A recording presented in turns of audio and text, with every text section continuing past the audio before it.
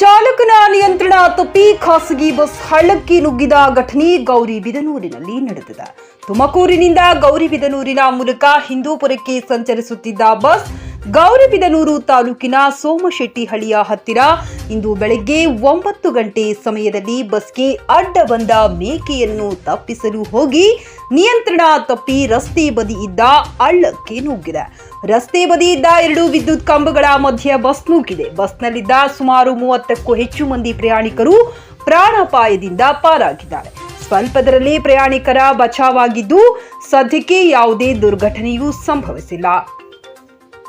ವರದಿ Harish, R news Kannada.